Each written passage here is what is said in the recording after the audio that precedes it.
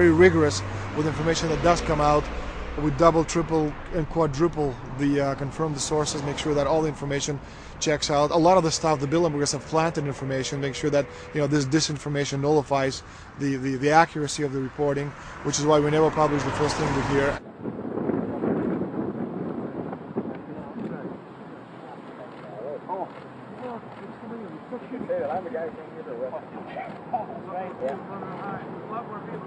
That looks like Rockefeller. The decisions that these people take, again, they're not only decisions affect business community, they affect politics, business, environment, across the entire spectrum. And these decisions are made and taken by a very elite group of people behind closed doors this year at the Brook Street Hotel. We are not privy to these decisions. We're not allowed to know what they're talking about. But we'll definitely feel the consequences of these decisions over the next 12 months when events which apparently by accident seem to happen, in fact, have been planned right here this year at Brook Street Hotel between 8th and 11th of June. What does it do when you get 120 of the most powerful people in the world getting together to have meetings with government officials? I mean, that's amazing. Well, it is. This is what I mean, is that they're planning the corporate agenda. They're not planning the democratic human journey agenda, in my opinion. Mussolini had a definition, is when the interests of the corporation take completely over from all other interests, and that's fascism. He said it should probably be called corporatism. Well, call it corporatism, call it fascism, call it neo-lib, neocon. There's a whole variety of political words, depending on which side of the stripe you come from, to start with, which describes the thing. But what they are describing is the complete end of democracy, the end of what matters to people, the end of what happens to the human journey. And for that reason, I think this is revolting. Ladies and gentlemen, we're here in Canada today to stand up against the Bilderberg Group that is attempting to get rid of the sovereignty of the United States. The truth of your world government has now been exposed. We know you are ruthless. We know you are evil. To David Rockefeller, to the Rothschild representatives here, to the Queen of the Netherlands, to all of you, we tell you, you are not our queens. You are not our kings. You are not our gods. We do not belong to you. We are not your slaves. We stand as free humans, have stood since the beginning of time against the strong men, against the thugs, against the bullies. We will defeat your world government. We will defeat world taxation. We will defeat your control grid. God is on our side. I stand before the creator of the universe, and I ask the creator of the universe, as our founding fathers did in 1776, to lead, guide, and direct us, and to give us the power and the foresight and the understanding and the will to stand against your entire agenda, including your final plan of world population reduction of 80% that Henry Kissinger penned in 1973. Why do you put mercury in the vaccines, sodium fluoride in the water? Why? Why do you put cancer viruses in the vaccines? Why have you used depleted uranium now in 4 separate nations? You're arrogant. You have the sickness that elites have had throughout history in their literal and, in some cases, figurative ivory towers. You believe that you're invincible. You will and you are failing now. Your New World Order will fall. Humanity will defeat you. The answer to 1984 is 1776.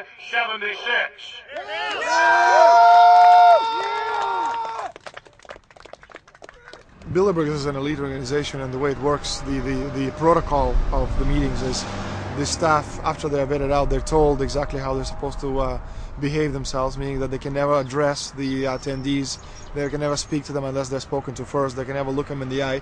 They have to approach them from the right side, the people who are right-handed, and from the left side, the people who are left-handed. They can never look them straight on. And needless to say, all the information that is being spoken during the conferences is under no circumstances allowed to come out. That's what they're told. They're threatened with not being able to find another job anywhere in the sector if they reveal any information to the press.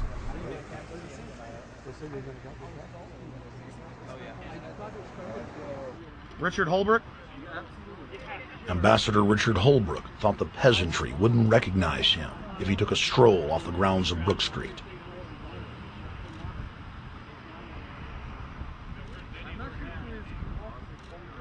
Holbrooke cackled when I told him that we were not his slaves. Holbrook, we're not your slaves, Holbrook. We're not your slaves.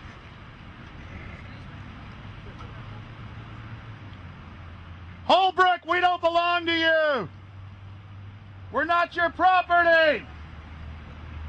Get back on the sidewalk. We're free humanity. Yeah, there he goes. Howard. They love it.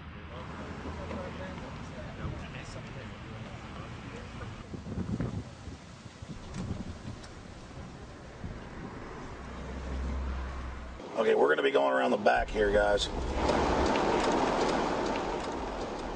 Hey, guys, how you doing?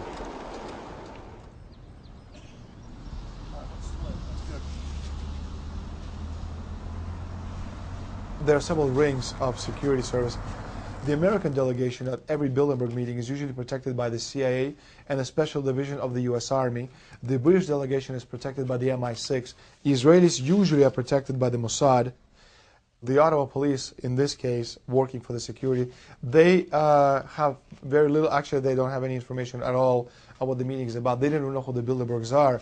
Then there's an elite private firm protecting the perimeter, doing all the dirty work, such as shooing off the photographers and bothering the protesters. But, you know, that's like piddly stuff.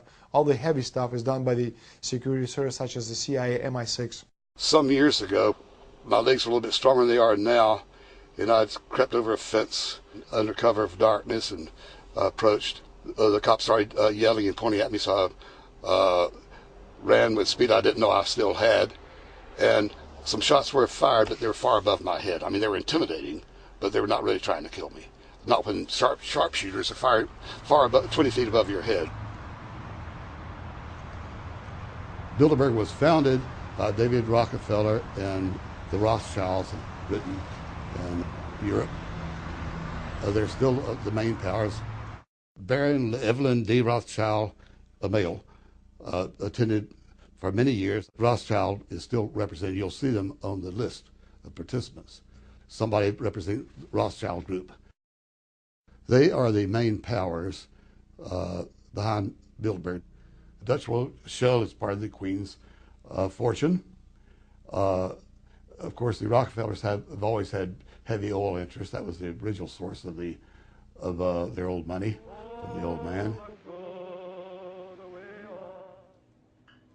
Jim just got the official Bilderberg letterhead list from his mole inside the Bilderberg group. Let's go look at it. Wall Street Journal.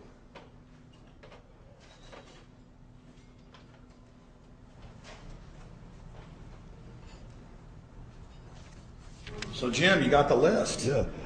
Did we identify Wolfowitz as being here because he's not on the list? No, we positively identified Wolfenson. Yeah, he's on the list. Yeah, there's Wolfenson right there, James Yep. Wolfenson. But aren't there always people who aren't listed? Yep. Over the years, we've identified like sometimes one, sometimes three people who are not on their own list who have attended.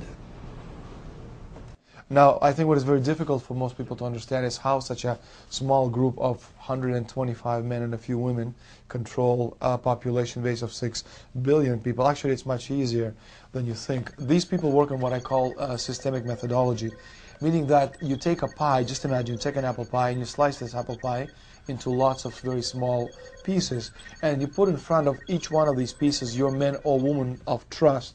And by controlling this individual, you control an entire organization. For example, if you take Paul Wolfowitz, who runs the World Bank, through him you can control the entire organization. You don't need to control what the dishwasher or the toilet cleaner thinks or does or believes in. You just need to control what he does and what he believes in. And what he does will permeate the entire organization. And that's how you control, with very, very small power base, an entire global population of 6 billion people. Bilderberg is making great progress toward a world government. They have created a superstate in Europe called the European Union. They are intent on creating a Western Hemisphere Union called the American Union. NAFTA is to be expanded into every country in this hemisphere. As NAFTA expands, it will take on the role of the American Union. And only an educated, informed public can stop them in their tracks. We went into downtown Ottawa and talked to locals to learn if they